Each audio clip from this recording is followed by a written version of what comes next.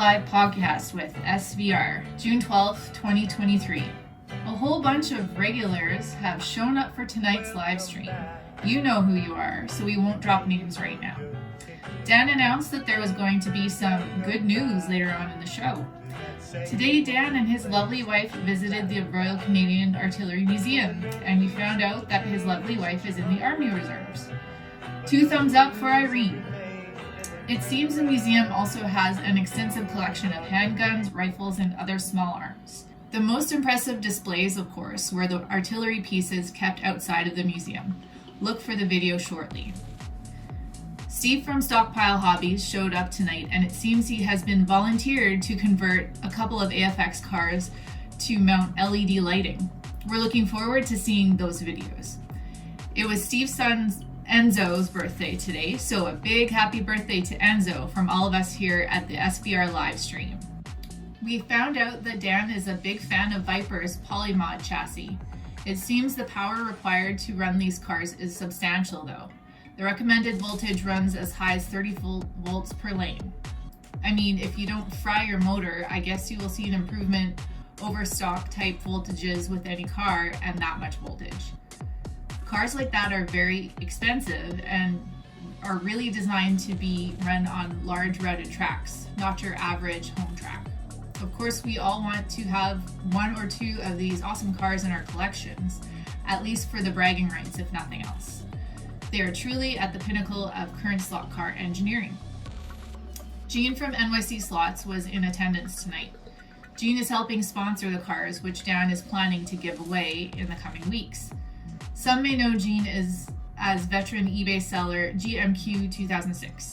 Once again, the great news tonight is that Jean has confirmed SVR viewers will receive a discount when making purchases at his eBay store, and that the products for the giveaway are on their way to Dan as we speak. I suggested to Jean that maybe he could provide us, his Canadian customers, with a special sympathy deal, considering the ridiculous amount of money we have to spend to purchase a slot car these days. We were introduced to Steve from Shen RC tonight. Steve is another content creator who does RC videos and HO videos. It is great to welcome new faces into our little community that we are trying to grow. Dan pleasantly surprised me tonight by speculating that it is not beyond reason to think that slot cars could one day evolve into small, full-featured RC race cars.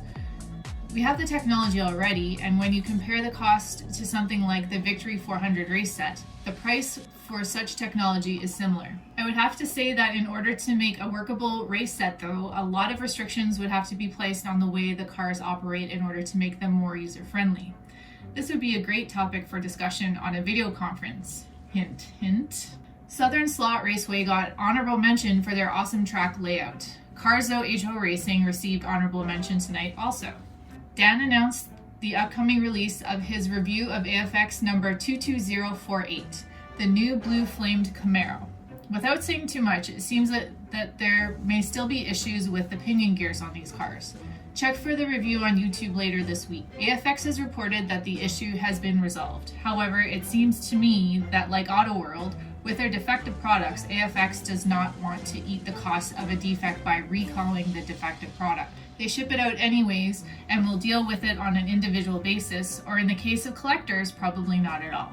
To be realistic, it is easier for most people to make the repairs themselves than go through the hassle and the expense of packing the defective car up and shipping it back to AFX or Auto World. On the other side of the coin, however, Ted Baker, who you may also recognize as U of M Hockey, or more recently as the Daydreamer, purchased a set-only car from AFX which was missing the rear wing when he got it. It was nice to see that AFX eventually did replace the defective car, although it seems that they initially told Ted he was out of luck for getting a replacement as it was a set car. There were many views and thoughts expressed about slot car quality during the stream. It is obviously an area of concern with everyone these days and will continue to be a hot topic for discussion. Dan gave us some food for thought when he mentioned the idea of having a track similar to an air hockey game, where the vehicles would be suspended on a cushion of air and the cushion of air would control the speed of the cars. Interesting idea, but I can see a couple of issues which might not be practical.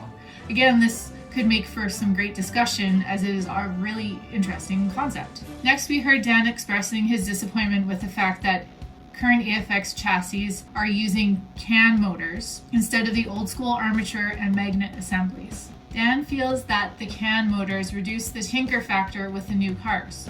I have to say though, just as parts of the older cars were replaceable or upgradable, the can motors are just as replaceable.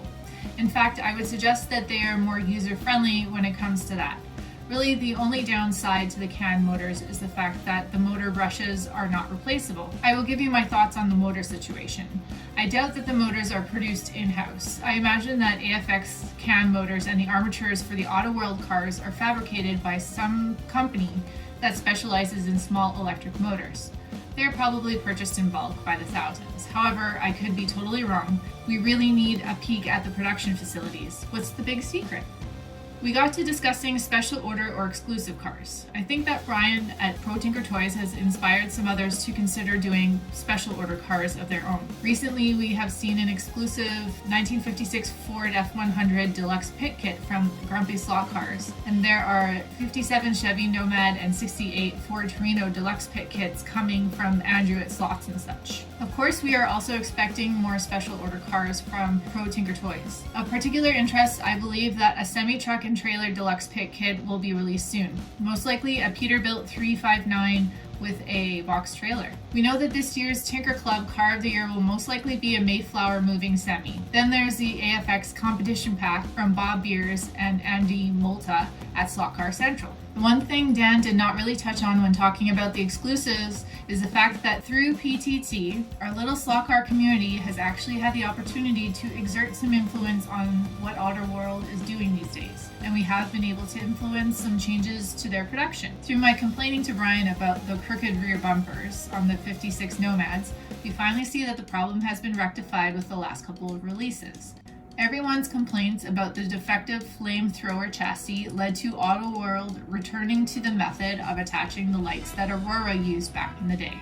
It also is safe to say that we have been able to have some influence on what Brian has been asking Auto World to do. Another example would be the boxes, which many of Brian's exclusives come packaged in now. Initially, all of Brian's exclusives came in blister packs. Now we have them in boxes, which we can open without destroying the collector value. Hopefully we can continue to exert some influence over our hobby. I'm all for bringing HO slot cars into the 21st century finally. Auto World has taken a giant leap with new features released in the Victory 400 race set. The future seems bright despite rising prices. Timmy Mack asked, for a friend, what is a reasonable amount of slot cars to own? Ryburn replied, as many as you can get, Timmy. I replied, there is no such thing as a reasonable amount. Joe Dirt replied with the latest and the greatest, the oldest and the moldiest, and everything in between. The sky's the limit, Timmy, once you get hooked. There's a bit of discussion about lifelike cars with several people expressing their views. This is a topic I would like to see explored more, as I feel that lifelike has been given the short end of the stick for some reason. My experience has been that they are every bit as good as the other major brands, and you cannot deny that they release lots of great NASCAR liveries on their cars over the years. Just to change the subject, Dan showed off his parachute guy, which he intends to release from his drone. I can't wait to see the videos of Dan chasing this all over God's great creation. He also has good-looking styrofoam glider that he also intends to release from his drone. I see some legwork in Dan's future, and the idea to air tag them is not a bad idea considering. Irene, somehow I imagine you are going to be dragged into participating in these glorious events. I wish you good luck. So we are now at the end of the review. Apologies for ranting occasionally. I'm sure some discussion may have been missed or bypassed. One really needs to take the time to watch the video in order to catch everything that went on. One thing is evident though, for whatever reason or reasons there may be, interest in production of HO slot cars has taken a monumental leap in the last couple of years. It cannot be denied. And don't forget, get your heart racing. What? Did we just become best friends? Yep. You want to go do Slot cars in the garage? Yup.